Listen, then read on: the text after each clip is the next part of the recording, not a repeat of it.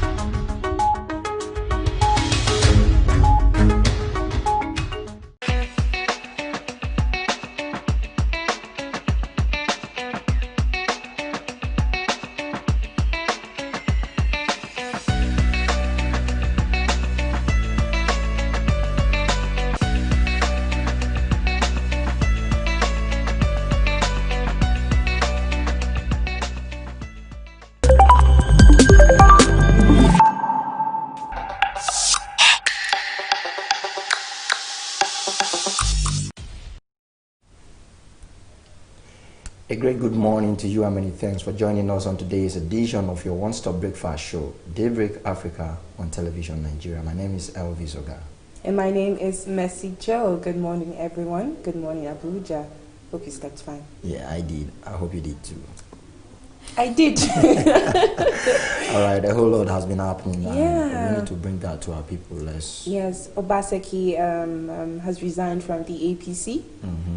His deputy followed suit. I saw some people actually commending the loyalty of the deputy, which is kind of really rare in the Nigerian political terrain. To be very frank, because I think most persons will still remain behind despite their principle. Leaving the party. And then the APC chairman, Adams Oshomale, has been suspended as the chairman of the party. In as much as it's quite been a trying times for APC, some people are trying to look at it like it's becoming intriguing and interesting as the case may be. Not in the sense that people are happy, but for the fact that the twist of event have been quite unpredictable. And so many people were talking about Mr. President not really waiting as expected. But I think I've seen the defense put up by his spokesperson, the person of Femi Adesina, where he was talking about, as a Democrat, when issues like that happen, the president actually talked to two of them separately to see that they actually resolve their issues. But if the parties involved does not want that, as a Democrat, what do?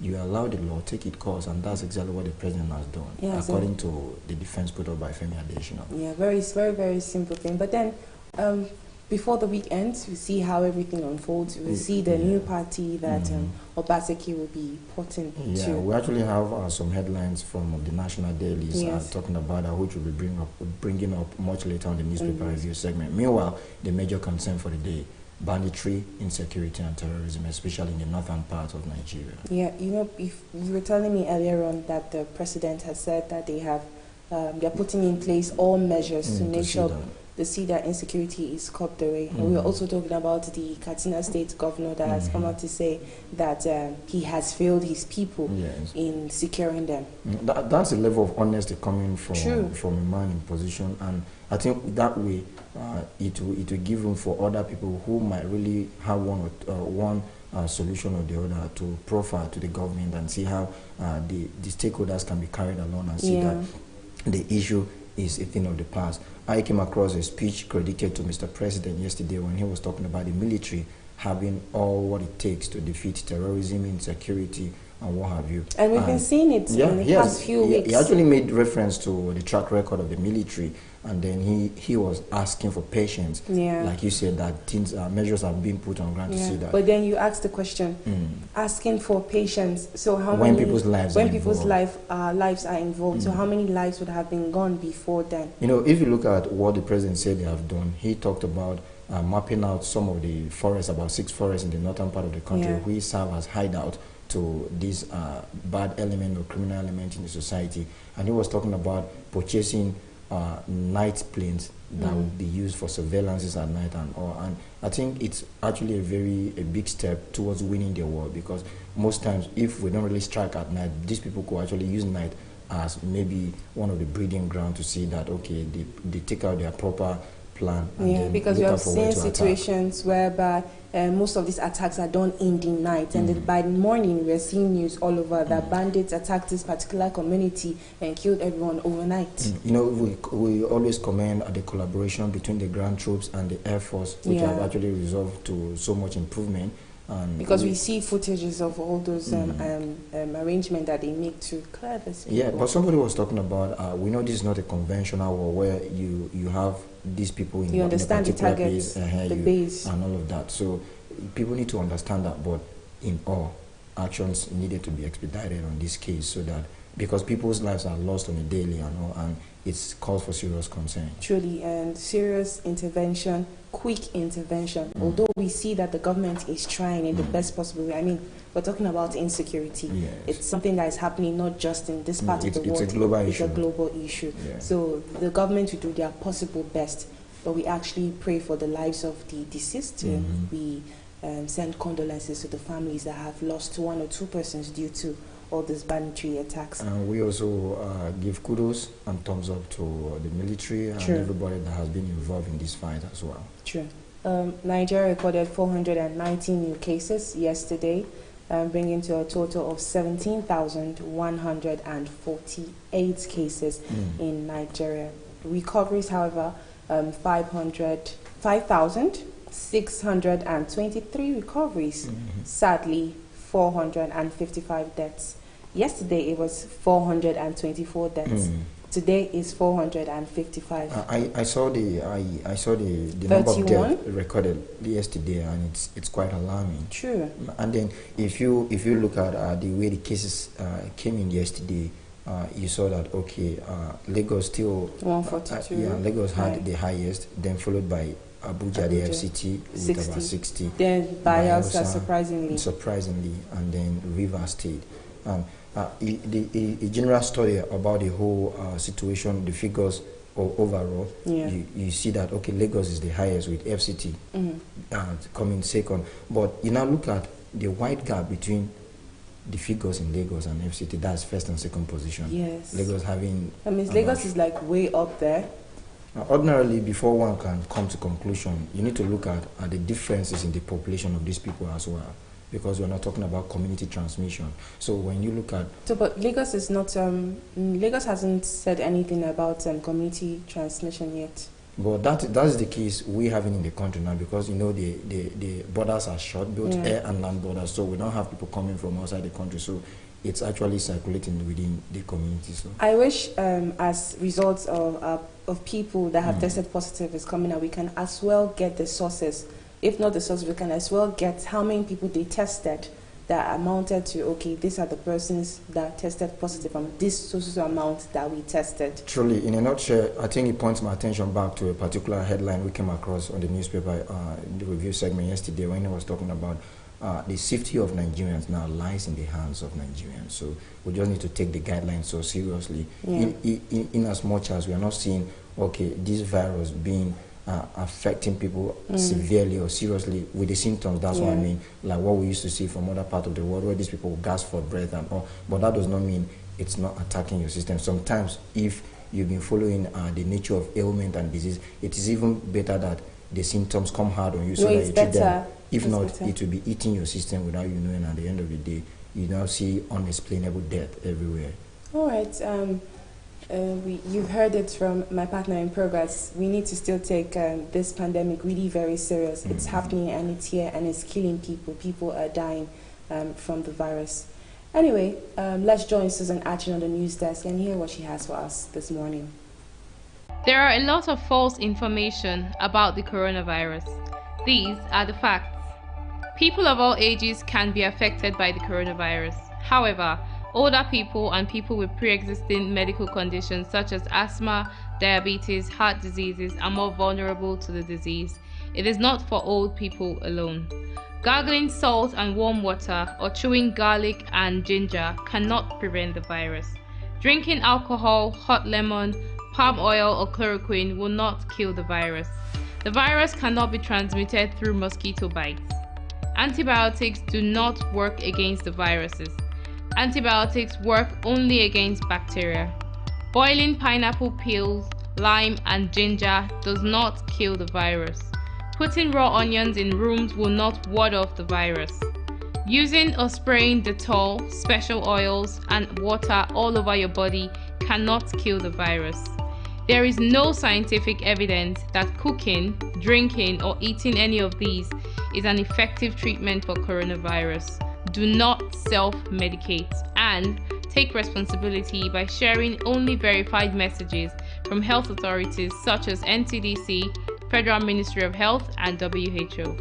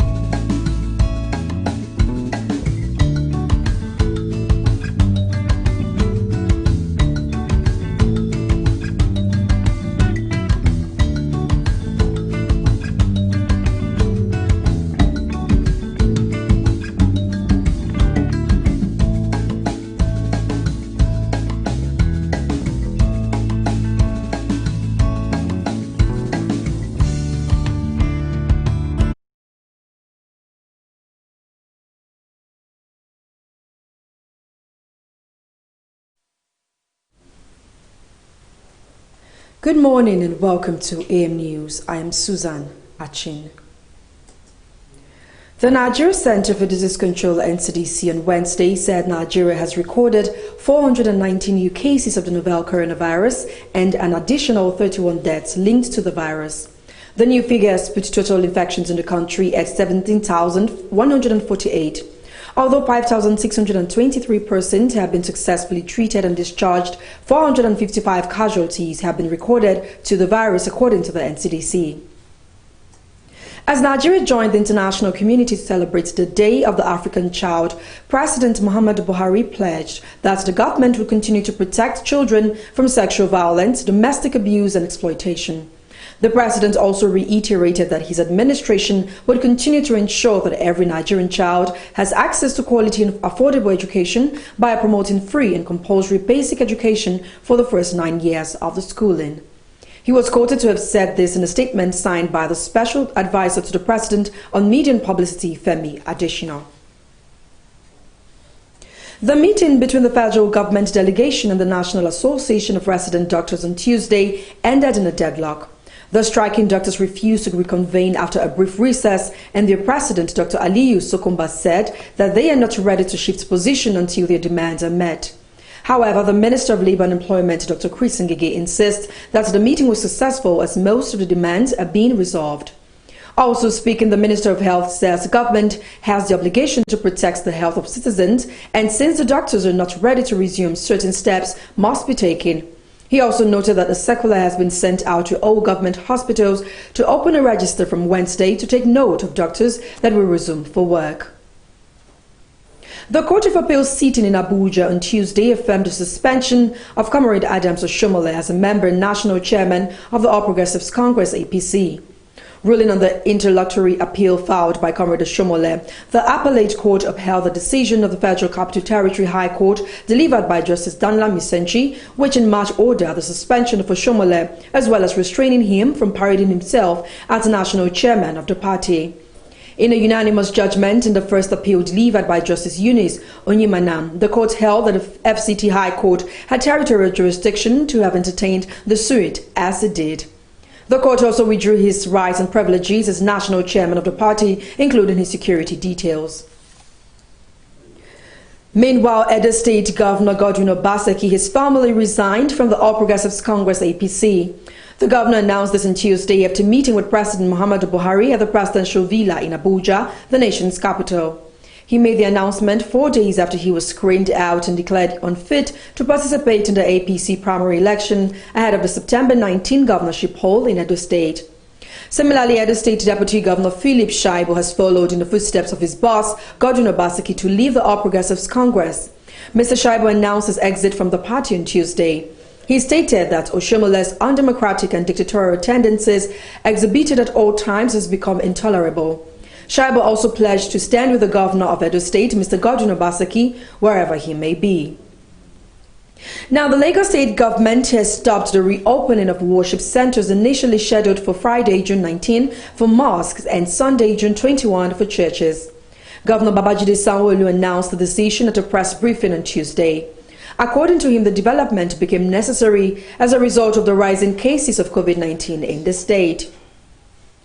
We now move on to the entertainment scene, where Davido's fiancé Choma Rowland has come out to react to the rumors of domestic violence in their relationship. In a post shared via her Instagram page on Tuesday, June 16, the celebrity chef debunked all the rumors, insisting that there has never been any form of violence in their home. She went on to announce that if the rumors of domestic violence in the relationship continues to spread, the necessary legal actions will be taken against the sponsors of such news. Choma's latest post is coming a few days after the rumors of domestic violence in her relationship with Davido broke out. And that's it on AM News. I am Susan Achin.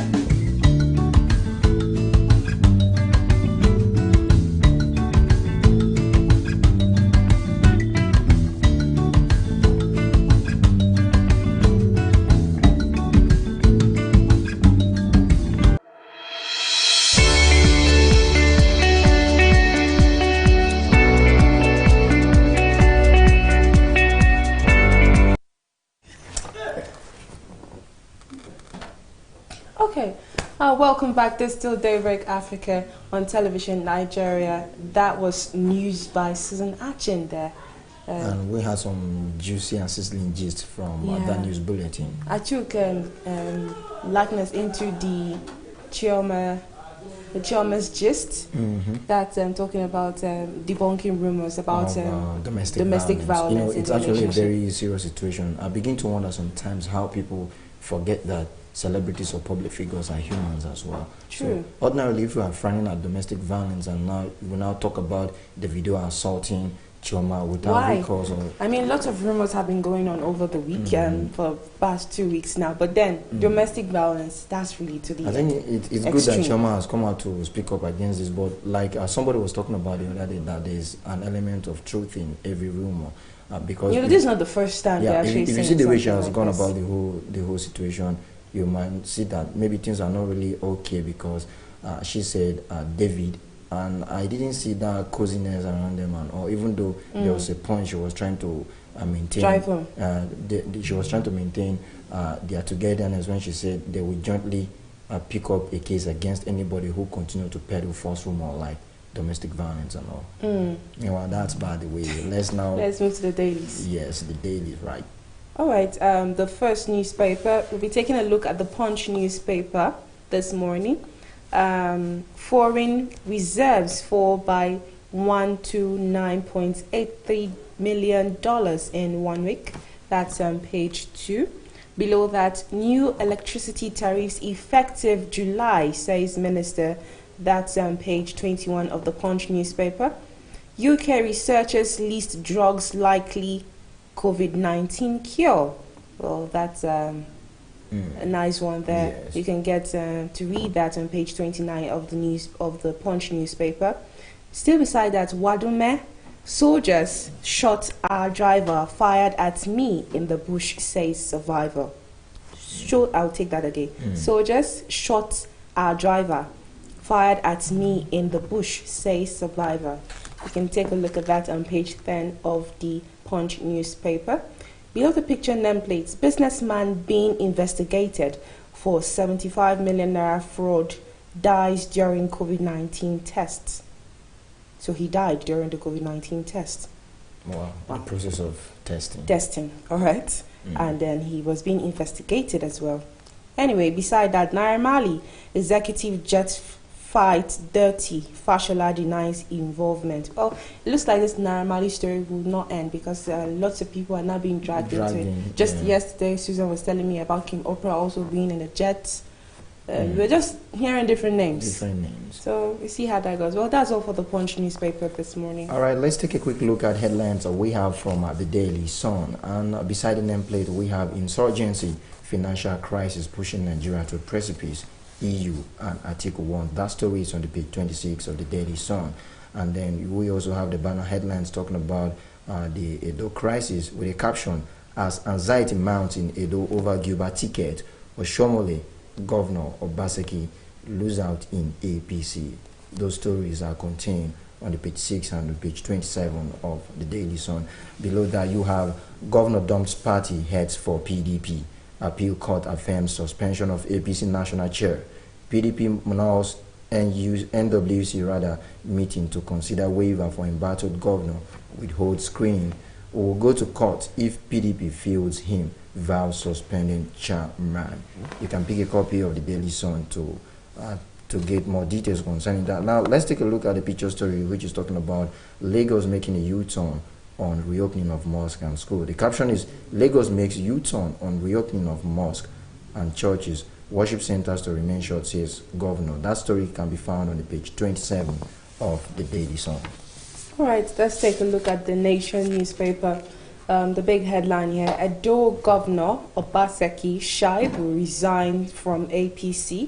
Appeal court upholds Oshomole suspension as NWC picks Ajimobi as acting chairman. That's on page 6 of the Nation newspaper. Below that, you can see this picture, this big picture here. Protest against banditry rock Katsina in Niger State. You see protesters with placards and what have you. Below that, Lagos Imam can back reversal of worship centers reopening. Sanwo-Olu, with rising COVID-19 cases, churches, mosques can't reopen. Yeah. I think it's only logical and rational to understand with the government. I think we were talking about yesterday that ordinarily nobody needs to tell anybody right that now. We don't need to do that at the moment. I think everyone with understands. The figures and all. True, we all understand. Mostly Lagos, seeing Lagos as the epicenter of the disease. Above that, above the nameplate, what varsities must do to reopen? Naira Marley tackles airline CEO. Electricity tariff to go up next month. EPL returns as Man City host Arsenal. That's today. Yeah. All right. All right, let's take a look at the Daily Times, and we have some interesting headlines from this national daily here. Aftermath of disqualification, Edo governor, deputy dump APC. That story is on the page 2 of the Daily Times. We also have, I will pursue my second term bid on another platform. That is coming from Obaseki. We are not aware of Obaseki Shaibu defection, says APC. APC will go to court if PDP feels Obaseki, says Oshomole.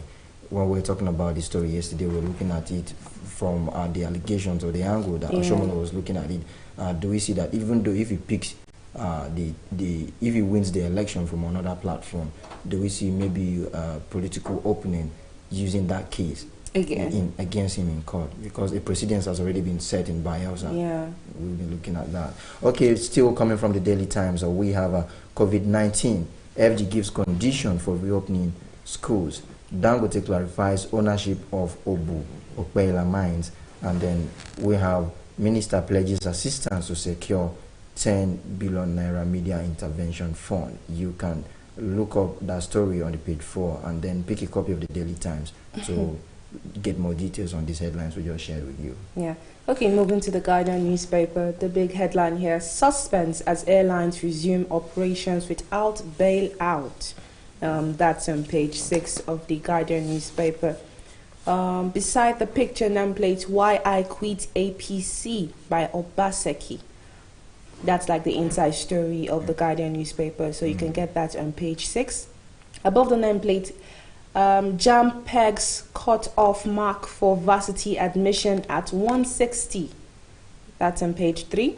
Kids write Buhari for protection, friendlier COVID-19 response. ICPC seizes multi-million naira property from Bauchi governor. All right, you can get a hold of all that stories on the Guardian newspaper this morning when you get a copy. Wow. All right, now let's take a quick look at the leadership. That we still have our stories concerning the Edo crisis rocking most of the national dailies this morning. But let's take a look at some other headlines we have beside the picture story here. Presidents in Knox coalition of northern groups. We have health workers may join strike as federal government threatens to sack resident doctors. The picture story or the banner headline we have from this publication is talking about Ajimobi takes over as APC national chairman.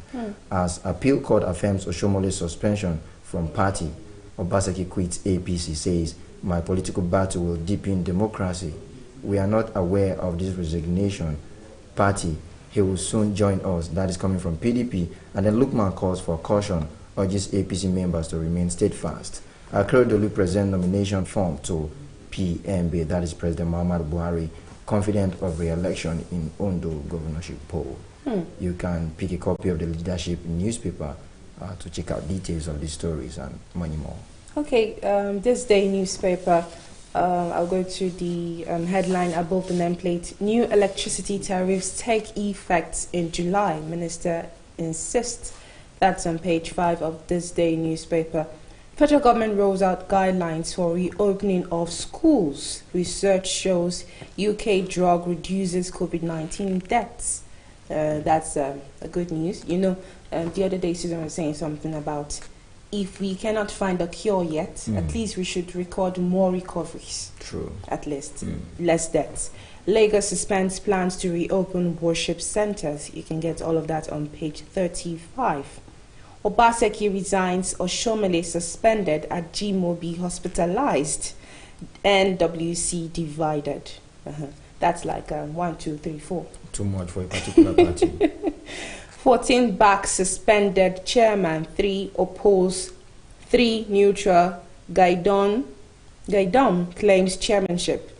Governor set to move in. 18 Edo local government chairman reaffirms support for governor's re-election bid. Well, that's it for this day newspaper. All right, let's take a quick look at the Daily Trust, even though in as much as I'm tempted to maybe do a little banter concerning this, but let's move on to the Daily Trust. We take it from top to the bottom. Villa shooting, Aisha's security aides redeployed. I don't have any fear doing my job. Isolation center cleaner. APC names Ajimobi acting national chair. And the banner headline from the Daily Trust says, fresh protest in Katsina, Niger over insecurity. People will defend themselves if government can't. That is coming from a senator. We want to know which of the senators. Pick a copy of the Daily Trust. Protests could distract our troops. That is coming from Buhari. Uproar on social media over attacks. Pick a copy of the Daily Trust to get the details of those stories and even more. And now we take a look at the business day, which will happen to be our last national daily. We'll be taking headlines from this morning. And now we start with the banner headline here, which is talking about COVID-19 provides catalyst for economic reforms in Nigeria. That is coming from Finance Minister, still taking a look at some of the positive that can be derived from the ugly human enemy called COVID-19 or coronavirus. Okay, below that we have Kolia, a unified exchange rate works for everyone. Experts urge implementation of bolder reforms. And then beside the picture story, Nigerians dissatisfied with government's response to COVID-19. And this actually make one wonder if most Nigerians are feeling like, okay, the whole COVID-19 stuff is not serious, then why are they complaining that the government response is not really up to expectations? Really, the government's, you see, I don't know. It looks like, you see, that's where leadership comes in. Yes. You know, not just the government should be leaders. Even we, the Nigerians, the citizens, we should have people that can come and stand up as leaders themselves, to tell them what the government is actually doing, regardless of response. You yourself, you don't believe that this is existing in the country, but you're still talking about the response of the governor. You know, there have been some assertions, although arguable to an extent, that the large chunk of problems we have in Nigeria is not basically with a leadership or followership. Because sometimes when the law tends to punish erring leaders, we still have followers who pick up protesting for their defense and all of that. So people have been looking at it from that angle. Then as a leader, you don't just give out orders. You have to be attentive, be a good listener, and then see how you can carry before everybody giving out along. orders. You see how you can carry everybody along, do consultation. Most times we only see consultation, especially when people are seeking political offices in Nigeria. After they gain entrances to those offices, you don't see them again till the next 4 years, maybe when they're clamoring for re-election and all. Yeah, and that should have been so. A leader is one who is steadfast from the beginning till the end. Who listens to his people. Who listens to his people. Who put the interests of the people first before his personal interest. A leader is more of a follower. And is more of a servant. To be frank, that's actually who a leader is, because people put you there because we want you to do our bidding. We want you to serve us. So that's how it's supposed to be. But you see, in this part of the world, we see the reverse as the case. It looks like as they go in there, the first interest is their own motives. That's all. What a stylish way of rounding off the newspaper review segment, and then I now leave the stage to you to usher in our next package. All right. Now I'm talking about leadership and leaders. We'll be launching a package on 6 tips of a good leader.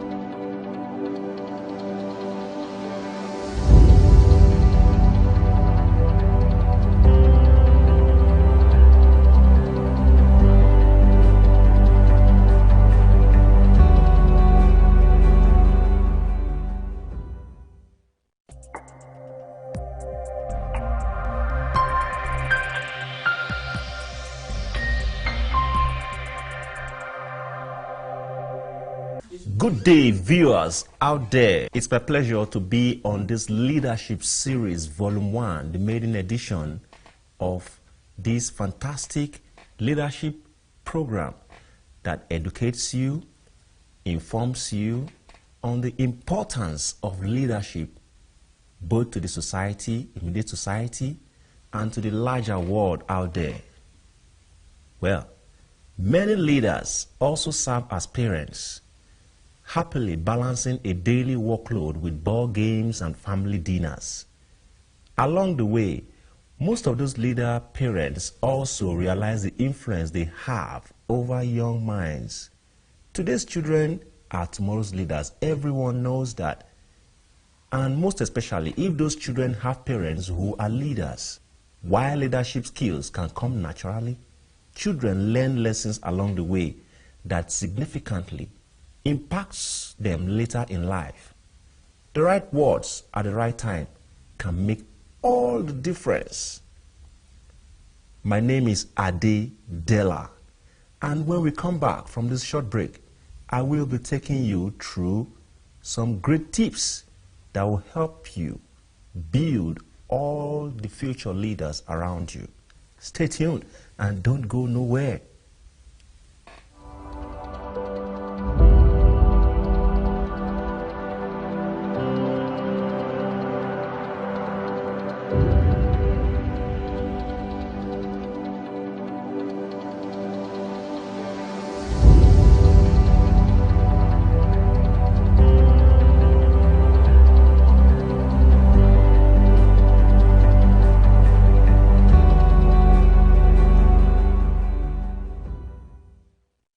Welcome back. Thank you for staying tuned. This is Television Nigeria once again, and this is your leadership program, Volume 1. Here are great tips that will help you instill the right skills in the future leaders that you have around you. Tip number 1. Always set a good example. As a leader, you realize the importance of setting a good example for your team. This is even truer of your role as a parent by allowing your children to see how well you balance your business and personal roles. You will teach them accountability through effective leadership. Tip number 2. Encourage team activities. Early on, identify your children's interest and encourage their participation in group activities, whether it is joining a scouting troop, participating in sports, or joining the school band. Children learn valuable lessons about teamwork through those activities. You must know that every child wants to be in the school team, every child wants to be a part of the school band. So encourage your children to be a part of that. Tip number 3, emphasize perseverance. Well, the best leaders learn to handle failure as gracefully as they handle success. It's important to expose future leaders to disappointment rather than protecting them from it. Children need to learn how to handle the loss and move forward when the other team wins or someone else is elected class president. We all know that children have soft emotions, and their emotions, the way they deal with it, it builds up from them learning to accept success or defeat. Tip number 4, build negotiation skills. Every good leader knows the art of compromise. Instead of giving your children a firm yes or a no to a request, make them an offer and allow them to counter that offer by offering solid points. Teach them negotiation skills like never giving up something without asking something else in return. Tip number 5, hone into your children's decision-making abilities. Children should learn how to make good decisions as early in life, because children become overwhelmed by too many choices. Narrow the options to 2 or 3. Whether a child is deciding on afternoon activities or a movie to watch, teach your children to weigh the pros and cons of each option in order to make the most profound decisions possible. This will help them to make correct decisions in life. Stay tuned and don't go nowhere. I will give you 4 more other tips that will help you build the leaders.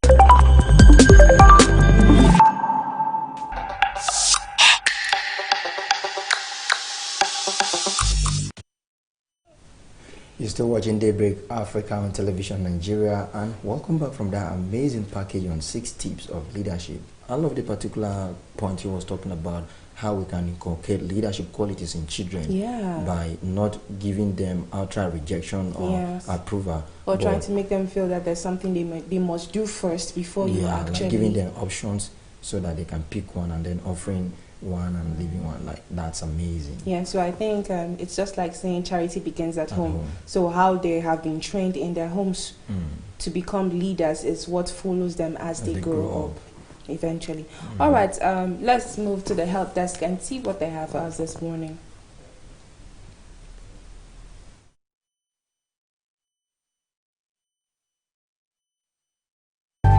Welcome to another episode of Healthy Living. Today I'll be talking on foods that boost children's brains. A child's brain undergoes an amazing period of development from birth to 3, producing more than 1 million neural connections each second. The development of the brain is influenced by many factors. As fast as children race from classroom to activity to home and back again, their brains are just as rapidly growing and changing. The foods that they eat are important. These years are critical for brain development, and what they eat affects focus and cognitive skills. Want your child to do better in school? Take a close look at diet. Certain brain foods help boost a child's brain growth and improve brain function, memory, and concentration. Eggs. Eggs are a rich source of protein and also contain good amounts of chlorine, a nutrient that is necessary for the proper function and development of the brain. One of the best facts is that eggs are extremely versatile. The protein and nutrients in eggs help kids concentrate. Fish. Fish is a good source of vitamin D and omega-3/5, which protect the brain from declining mental skills and memory loss. Salmon, tuna, and sardines are all rich in omega-3/5. The more omega-3/5 we can get to the brain, the better it will function and the better kids will be able to focus. Apples and plums. Kids often crave sweets, especially when they are feeling sluggish. Apples and plums are lunchbox friendly and contain quercetin, an antioxidant that may fight decline in mental skills.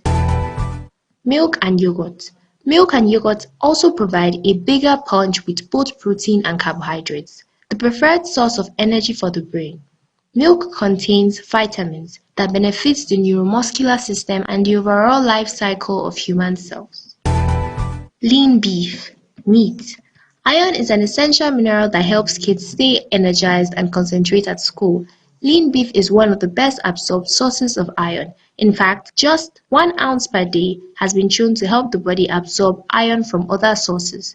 Beef also contains zinc, which helps with memory. For vegetarians, black bean and soy burgers are great iron-rich meatless options. Beans are an important source of non-heme iron, a type of iron that needs vitamin C to be absorbed. Eat tomatoes, red bell pepper, orange juice, strawberries, and beans to get the most iron. Avocado. Avocado is full of monounsaturated fats, the good fats that kids actually need in their diet every day. In fact, it's recommended that 25 to 30% of kids' calories come from fats, primarily the unsaturated ones. Avocado goes over well with kids when served as a spread on wraps in place of mayonnaise or cream cheese. Ripe avocado is a perfect baby food spoon straight out of its peel. Sweet potato. This pod is one of the most nutritious vegetables around. The vitamin A in sweet potatoes keeps eyes healthy and acts like an antioxidant in the body. Sweet potatoes are a favorite among babies because of their natural sweetness and bright color, but they are often forgotten once kids get older. Finally, water. Although not a food nor containing any nutrients, water is important for hydration, which helps to maintain blood flow and oxygen transport to all parts of the body. Dehydration can cause lethargic irritability and reduced ability to stay alert and concentrate. And that is the much we have for you on today's episode of Healthy Living.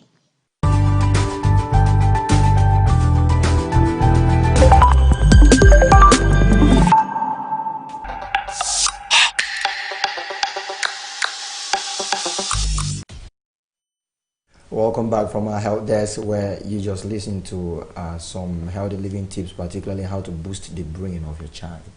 Everything is just revolving around children today. Today, yeah, children, the leaders of tomorrow. Anyway, that leads us to our next street creed on if a wife earns more than the husband, who should resign and take care of the child when the child is sick? Big question. Wow. Let's first listen to what the people have to say, and then we'll come back and give our own views.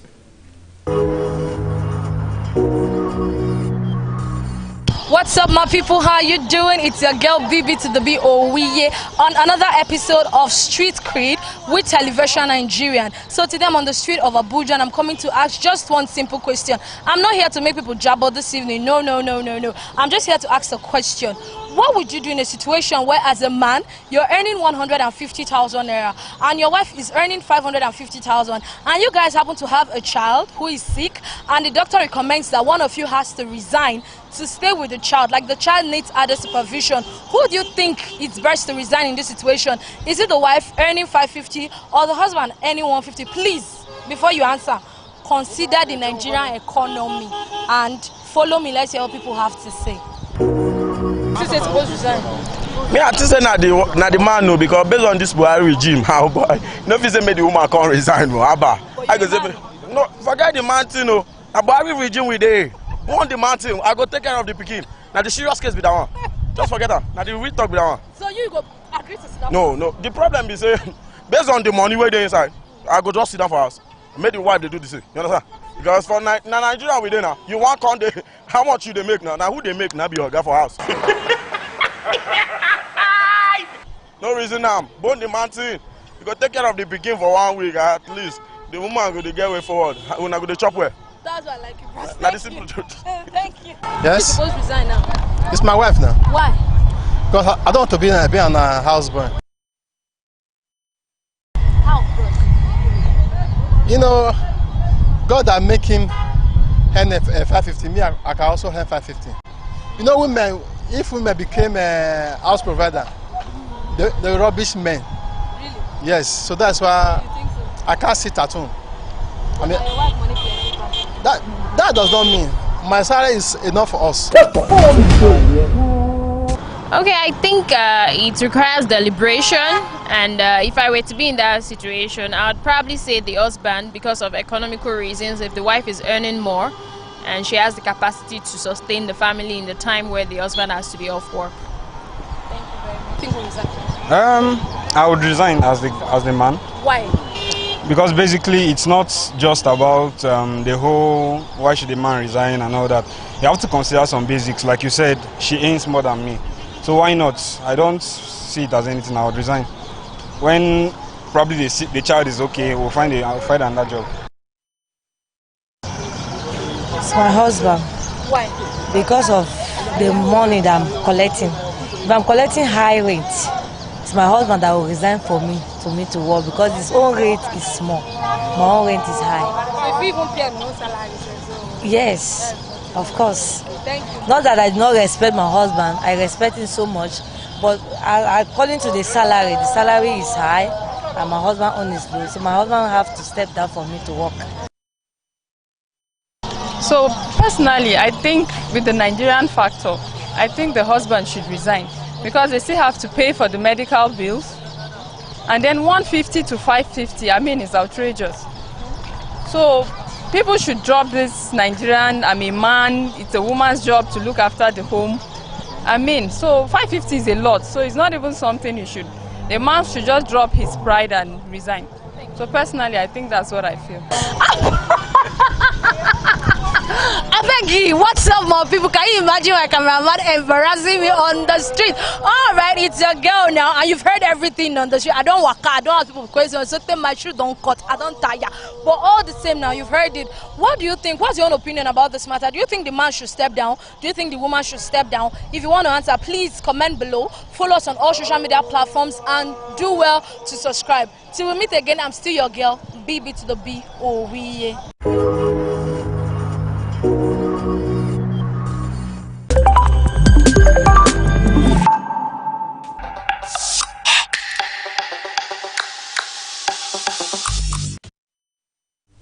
What an interesting one right there on Street Creed. Who should resign if the wife is earning more? And then she gave us a warning. Before you answer, think very well about the economic implications of all. We're talking about 400,000 naira difference. Yes. 150 to 550. I would love to get your view first. You know, there's this lady that talked about deliberation and understanding. You know, there are certain things, like we've been placing so much premium on some things we consider very highly valuable, but we need to look at other implications of it. Okay, I won't even take it from the angle of the health of a child. Recall, we are looking at a scenario where this child is critically ill and he or she demands adequate supervision and attention. We are now looking at, okay, fine, the wife's money will be able to pay the bills and feed the family and all. But do you think the man is in that position to be able to give that adequate care that the child needs? You know, so it's going away beyond whichever person should actually retire from their jobs. Yeah, it goes beyond and that. Money. Yeah, we need to look at how comfortable the child will be. At the end of the day, you might put a man there who might not really have all it takes to be there for the child. You know, that special care, that tender love and care you it's get. It's only going to mostly come from the mother. From the mother, and all. So we need to look at some of those things, but we are not leaving out the other angle. People look at it from the economic view. So from the economic view, I want to get your point. From the economic view, you know, I'm this kind of person that I don't really see those importance or premium they place on, or that dichotomy between the male and the female. We are looking at how we could better the society. So if from the economic view it means that I resign, I don't mind. Basically, I don't even believe there are special duties for women or for men. So basically in my house, I do whatever I do regardless of who is involved. So Elvis Olga is one of those men. That's nice. It's nice to know about. But personally, I feel that it's a mutual understanding that will come from both the man and the woman. They both will sit down together and talk about it, and it should be a decision that it favors both of them. You know, it would be very sweet if the two of them can actually come together and the wife is saying, yeah, I know I earn higher, but don't worry, let me step down my work. And the husband will be like, no, we really need that money. You know, when someone is actually when someone is standing in for you, and then the wife could be like, okay, do you think you could actually give the kind of care that this our child requires? And the woman will be like, don't worry, I will call you whenever I need your assistance and how to go about it. Understanding. And then basically probably it's just about taking the child to the hospital and being with the child in the hospital. So probably husband or wife, don't even have to do anything extra other than that. All right, that's been all on Daybreak Africa this morning. We'll be leaving you with a package on fashion book this morning. My name is Messi Joe. And my name is Elvis Oga. A very beautiful or a great thank you once more for being part of the show today. Join us tomorrow, same time, same place. Let's do this again. Until then, it's a bye-bye from us. Bye.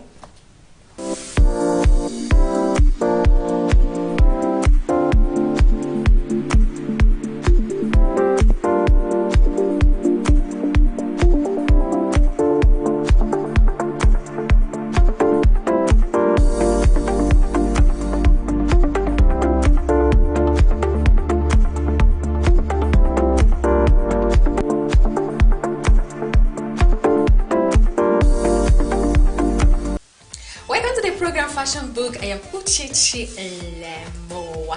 Now, a lot of things have been happening in the world of fashion, ranging from trending clothes, shoes, jewelries, and what have you.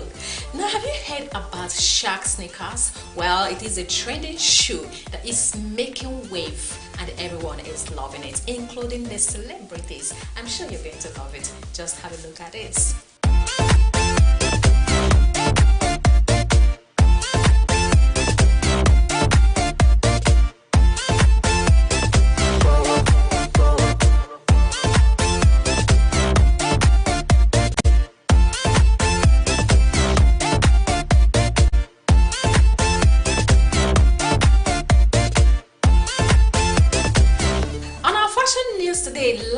Fashion has commenced its Fashion Week's Winter and Festive Edition, focusing on launching groundbreaking beauty and fashion trends and showcasing them on the runway. This year's edition is so big and is already pushing the boundaries of India's premier fashion events. Just have a look at this.